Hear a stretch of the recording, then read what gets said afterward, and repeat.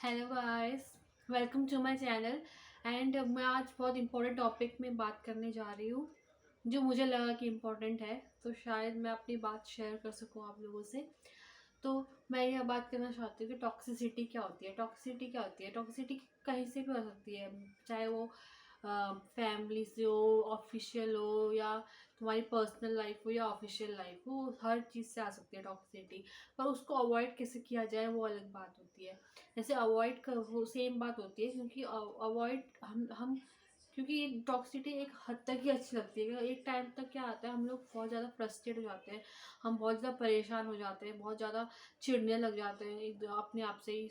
अपने अंदर ही जो प्रॉब्लम है उससे चिढ़ने लग जाता है, क्योंकि हम बाहर वाले को नहीं पता रहता है कि उसके अंदर, इंसान के अंदर क्या चल रहा होता है। पर उस इंसान को अंदर से खुद पता होता है कि उसके अंदर क्या गुजर रही है। क्योंकि एक इंसान ना खुद को ही समझ सकता है, उसके अलावा कोई दूसरा नहीं समझ सकता। दूसरा किसी अपनी हद तक ही समझ सकता है। तो तो वो चीज़ें ऐसी होती है कि वो चीज़ खुद ही हैंडल करनी पड़ती है। चाहे तुम डॉक्टर के पास जाओ, चाहे तुम किसी के पास जाओ, तो उसके बाद उससे कुछ फ़ायदा नहीं होता है। तो डॉक्टर के पास जाओ, डॉक्टर सिर्फ एक दवाई देगा या प्रिस्क्रिप्शन देगा, या कुछ मेडिसिन देगा, या कुछ सजेशन देगा, या कुछ ऐसे आइडिया देगा। पर करना हमारे हाथ पे रहता है। तो उस पे होता है कि जो जिस चीज़ में हम कंफर्टेबल महसूस करते हैं, हम जो चीज़ में हम कंफर्टेबल महसूस करते हैं, हम वही चीज़ करते हैं। पर कभी कभार क्या होता है, जो चीज़ें हम पे मुश्किल लगती है काम करने में मुश्किल लगती है, वो कभी कभार हमारे लिए बेनिफिशियल भी हो जाती है।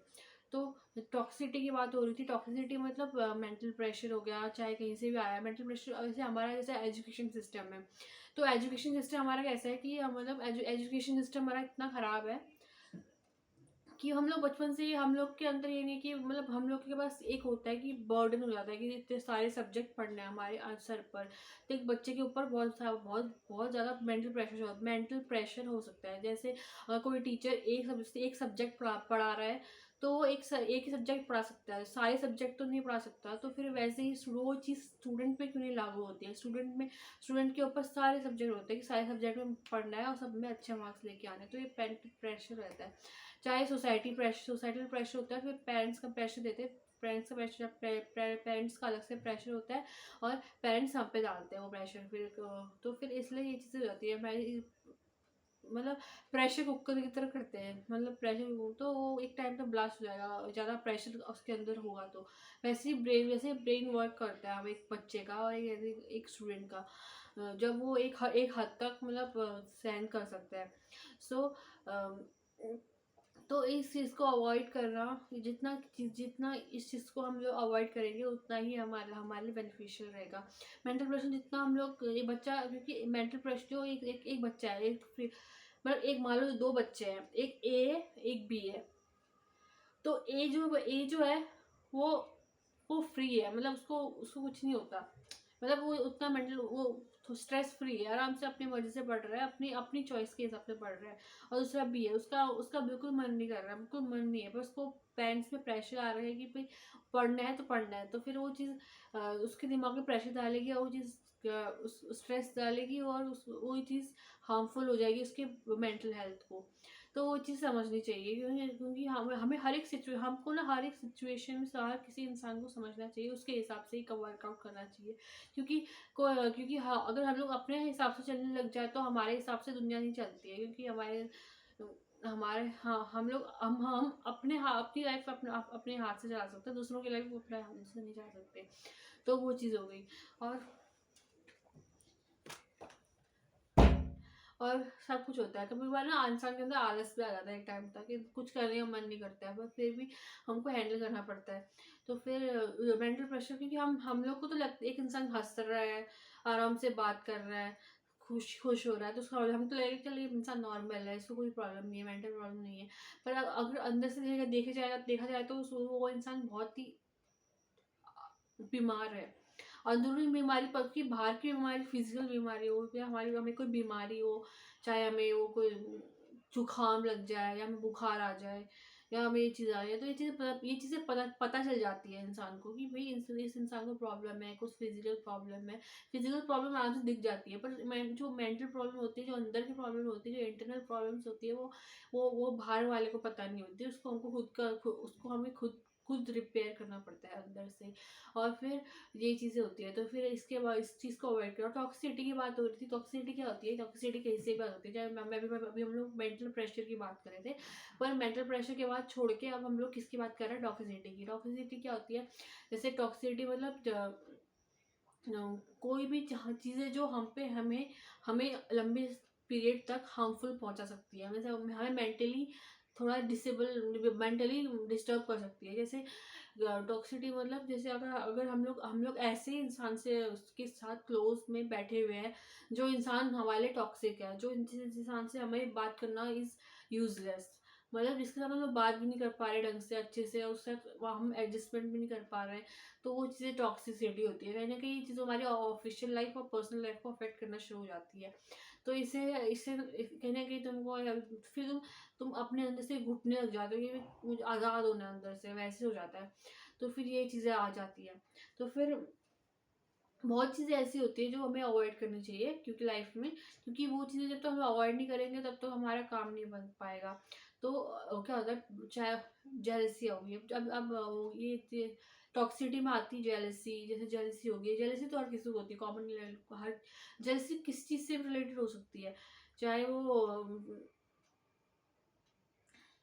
चाहे वो अपीयरेंस से हो, चाहे वो उसके ऑफिशियल या चाहे कोई हमसे ज़्यादा सक्सेसफुल हो, उससे भी हो सकती है, इस हर चीज़ से हो सकती है। तो फिर ये इन चीज़ों को, जेलसी हर कॉमन फीलिंग सबको होती है, पर एक हद तक अच्छी लगती है जेलसी। उसके बाद जेलसी बहुत ज़्यादा टॉक्सिक होने शुरू हो जाती है। तो हमको उस चीज़ को अवॉइड करना चाहिए और हमें हर सिचुएशन को समझना चाहिए और उस चीज़ को अंडरस्टैंड करके अपने अपने अंदर थोड़ी कम, क्योंकि हम लोग दूसरे की कमियाँ निकाल के कुछ उससे उससे उल्टा हमें अपने अंदर से कमियां कमियां निकालनी चाहिए, अपने अंदर ही कमियां निकालनी चाहिए, तभी होगा। तो फिर ये चीज़ें, और लड़कों में हम बोलते हैं कि लड़के ऐसे होते हैं, लड़के वैसे होते हैं, हम जो बोलते हैं कि आज दुनिया में रेप हो रहा है, ये चीज़ें हो रही है, स्टॉकिंग हो रही है, लड़कों ईव टीजिंग हो रही है, वो ये चीज़ें हो रही है, लड़कियों को गंदी नजर से देखते हैं लोग, ये चीज़ें होती है, बाहर किडनैप के लगे चले जाते हैं। चल कुछ ये चीज़ें सही, एक फैक्ट है कि जो लड़कियों को ऑब्जेक्टिफाई किया गया है वो लड़कों ने ही किया है, स्टार्टिंग लड़कों से ही हुई है। पर हम हर चीज़ को लड़कों को ब्लेम करते हैं, पर ये गलत बात है, क्योंकि हर लड़के हर चीज़ में लड़के कहीं ना कहीं हर चीज़ में लड़के गलत नहीं होते, कुछ कई चीज़ों में लड़कियां भी गलत होती है। और हम लोग कहते हैं सेक्सुअल हरासमेंट लड़कियों का ही होता है, लड़कियों को ही सेक्सुअल हरासमेंट ज़्यादा लड़कियों को होता है, पर वो पूरी दुनिया में हाईलाइट हो जाता है। पर लड़कों का भी होता है हरासमेंट, सेक्सुअल हरासमेंट लड़कों का भी होता है, पर लड़कों का इतना ज़्यादा बवाल नहीं उठ पाता जितना लड़कियों का होता है, क्योंकि लड़कों अगर कोई किसी लड़के का हरासमेंट हुआ है तो लड़के लोग मजाक उड़ाने शुरू हो जाते हैं कि यार ये तो लड़का है, इसका कैसे हरासमेंट हो सकता है। पर ये बात सच है कि लड़कों का भी होता है, दुनिया में लड़कों का भी हरासमेंट, सेक्सुअल हरासमेंट होता है, लड़कों का भी रेप होता है, पर लड़कों का इतना रेप इतना बड़ा इशू नहीं हो जाता, ये इशू नहीं बनाते हैं लोग सोचते हैं कि यार ये तो क्या मतलब क्या है, मतलब फिर हमको भी लड़कों इशू को इक्वली प्रायोरिटीज देनी चाहिए जितनी लड़कियों को देनी चाहिए, देते हैं हम लोग। तो वैसे ही होता है। तो फिर तो ये चीज़ें बहुत मैटर करती है। और जेलसी वैसे लड़कों से ज़्यादा लड़कियों में होती है, लड़कों में भी होती है, पर लड़कियों में ज़्यादा होती है कि भाई हमको मुझे सुंदर दिखना है, मुझे इससे सुंदर दिखना है, मुझे उससे ज़्यादा सुंदर दिखना है, मुझे इसको ऐसा मिला, मतलब ऐसे ही होता है। तो फिर जेलसी इन चीज़ों को अवॉइड करनी चाहिए। और फिर क्योंकि मैं जितना हो सके मैं तो सोचती हूँ कि अगर क्या अगर सामने वाली जेलसी हो, मतलब अगर मुझे जेलसी होती तो मैं अपने आप को कंट्रोल करने की कोशिश करती हूँ कि चल ठीक है, होता होगा ऐसे करके, मतलब प्रॉब्लम एक टाइम तो मैं खुद ही हिल जाती हूँ, फिर दूसरे मुझे से ज़्यादा इतना प्रॉब्लम नहीं होता है। तो फिर मतलब मुझे इतनी देर तक अफेक्ट नहीं होता है, असर नहीं होता है इस चीज़ का। तो यही हो गया। Thank you guys for watching my channel.